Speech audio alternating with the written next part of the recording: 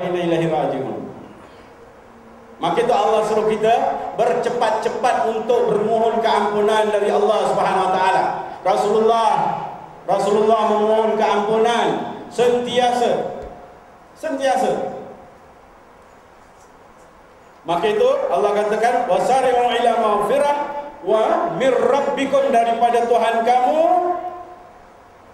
wa jannah, dan Allah berikan satu keuntungan kalau kita dapat keampunan daripada Allah Subhanahu wa taala, wa jannatin arduha as-samawati wal ard, wa jannatin arduha as-samawati wal ard uiddat lil muttaqin, yang mana nikmat orang yang mendapat keampunan dari Allah Subhanahu wa taala yaitu berupa surga yang mana lebarnya, luasnya, besarnya seperti langit dan bumi.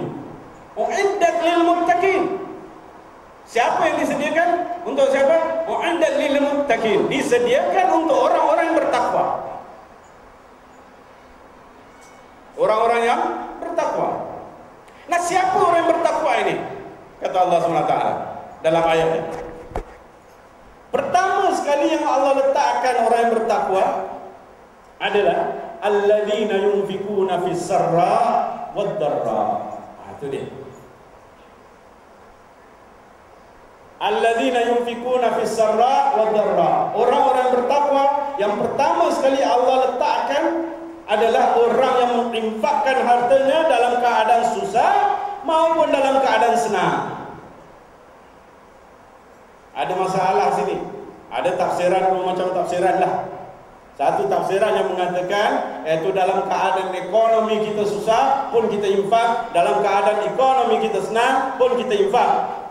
Ada pula yang mengatakan dalam keadaan kita ni susah pun kita infak sedikit apa yang kita mampu, dalam keadaan kita senang pun kita infak juga apa yang kita mampu.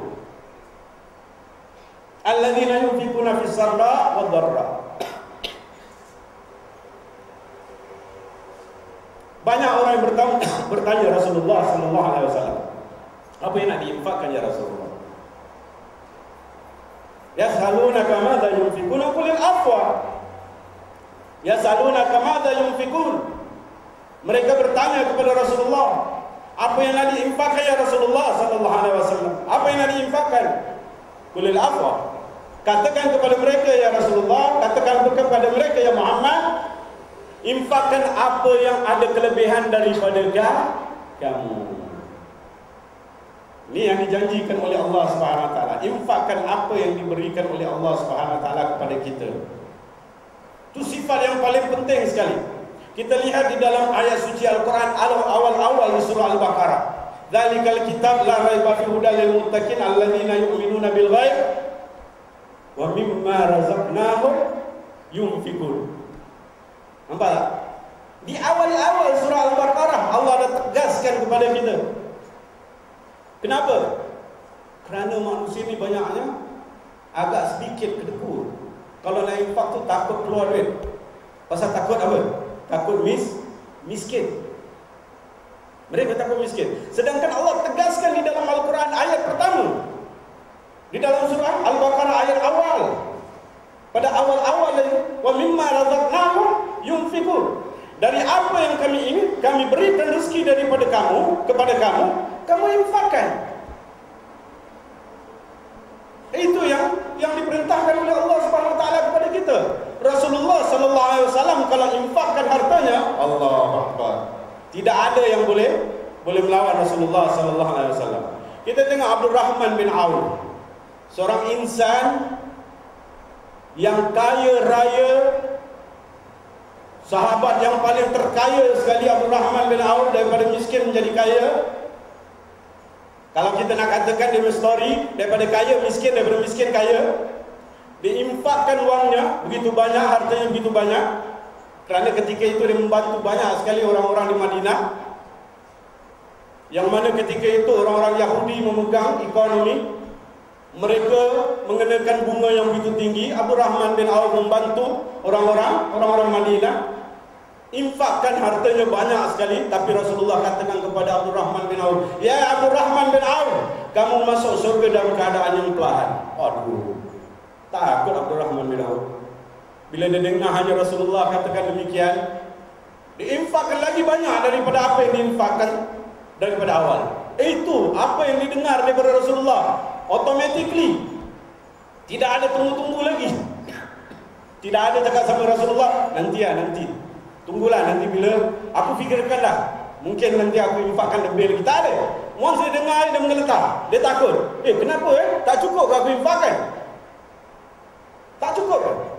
Maka apabila Rasulullah katakan demikian, dia dengar, dia infakkan apa yang dia ada. Dan para sahabat semua, kita bukan tak dengar, kita bukan tak pernah dengar sejarah-sejarah mengatakan bagaimana di dalam peperangan Tabuk, yang mana para sahabat diminta oleh Rasulullah SAW untuk menginfakkan untuk peperangan. Kita tengok bagaimana sahabat memberi Rasulullah SAW, dan kita tahu bahawasanya siapa yang memberi seluruh hartanya tidak lain dan tidak bukan adalah sahabat As-Siddiq. Siapa Siddiq? Siapa As-Siddiq? Abu Bakar. Ada satu sahabat nak challenge Abu Bakar ketika itu. Kali ini Abu Bakar kalah, aku menang. Sekali bila Abu Bakar kasih, dia kasih apa? Dia kasih semuanya. Dia kasih keseluruhan hartanya. Maka bertanya Rasulullah SAW kepada Abu Bakar,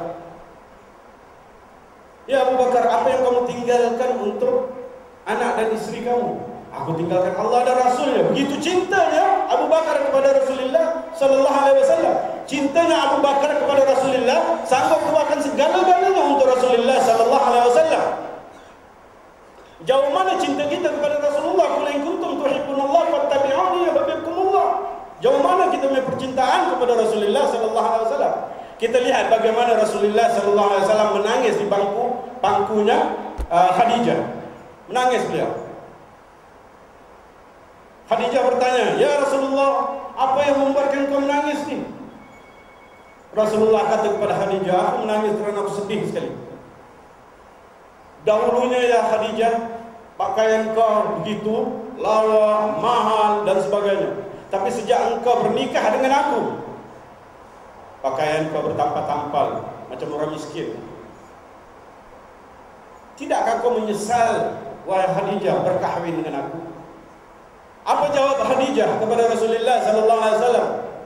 Mafhum daripada jawaban Khadijah, "Untukmu dan Allah, aku tidak kira. Aku korban segala-galanya."